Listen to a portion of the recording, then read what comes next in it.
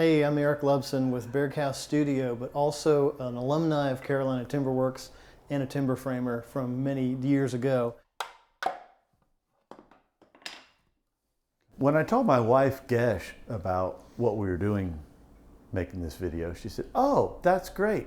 You're going to answer the question that everybody is afraid to ask. Well, what the hell is a timber frame anyway?" The difference between a timber frame and other structures is the way the individual parts are connected.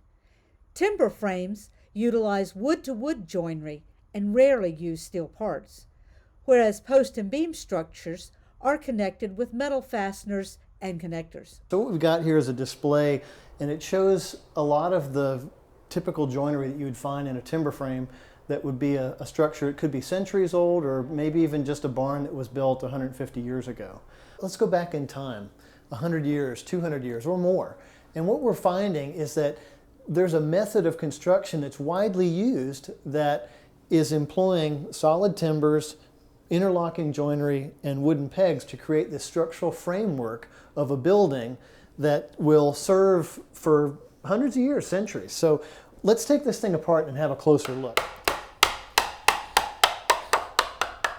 And what we're doing is showing you how something like this would have been created in the first place. So you can see those two pieces coming apart.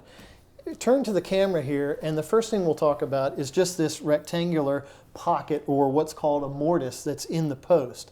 And so traditionally, before power tools or even modern machinery, you would have your timber out on your sawhorses. You would have that pocket lined out, and then something like an auger manually drilling a series of holes into that timber to create that depression or that recess. So once that auger you're done doing that work, you'd have a series of holes, but you still have to make it rectangular. That where you come in with something like a corner chisel or a framing chisel and remove the excess from the corners and to square up that opening. And once that process is done and you've taken it down to the requisite depth of the two pieces that are going to go together, then you've got your completed mortise or pocket in that timber. So the second part of how you would do this is your joining piece, your secondary piece here. You have to remove material from that overall thickness. And so you can see shoulder cuts were made and paring or removal of that material to go from its original width down to the tenon width. So this second extension or tab or piece that is going into the mortise is referred to as the tenon. Now, in our mock-up, the hole's already drilled, but historically, that hole would not be there yet. So in fitting those two pieces together, you would test that fit, make sure it's snug and secure. Then you could drill that hole through both of those pieces. What we've got as a fastener is an oak dowel here, sometimes referred to as a tree nail or a trunnel, that once that hole's drilled through, then we can drive that pin in and lock those two pieces together. What you'll hear is that sound changing a little bit as it's driven to lock those two pieces together. So that 1-inch peg is now going through the wall of the mortise, through that tenon and out the other side. So you've got an interlocked piece or interlocked series of pieces here that are now forming this rigid, strong assembly. So you can imagine horizontal timbers, vertical timbers, braces on the angle, creating a really strong, really rigid structural framework for a building that's going to last a long, long time.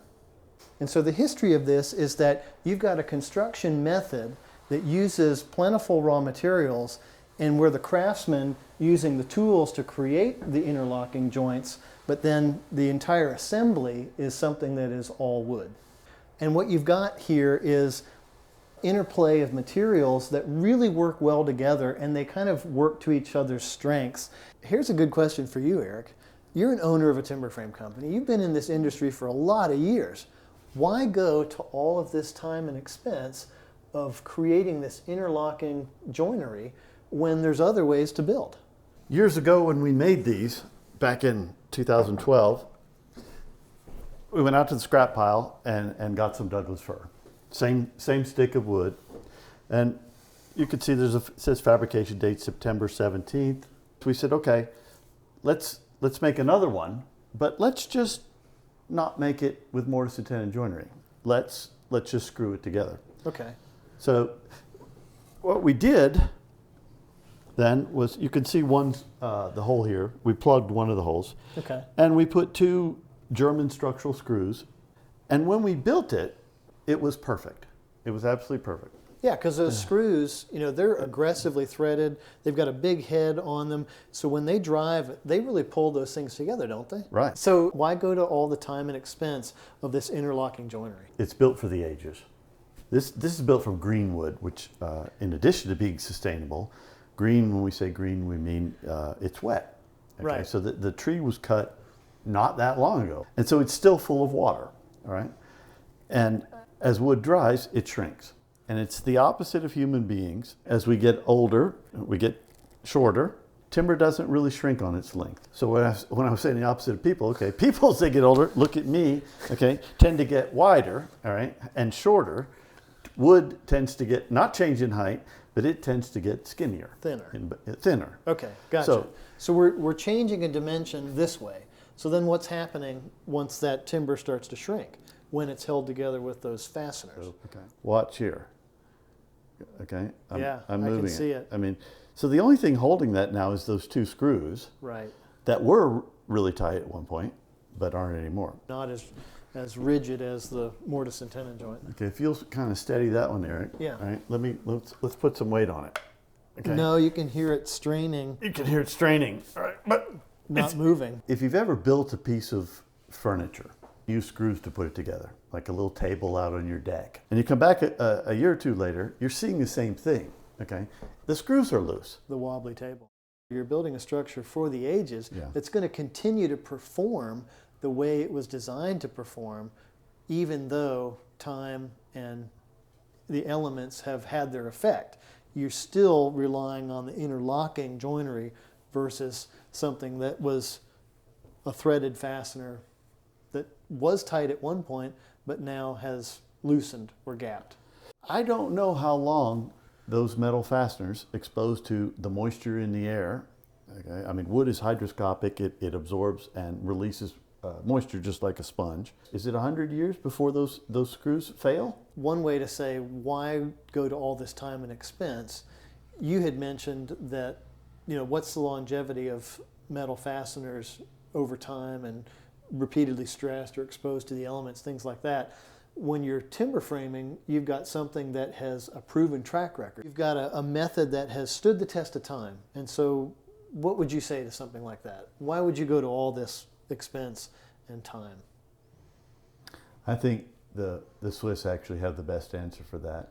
It's the most sustainable answer. Build it once.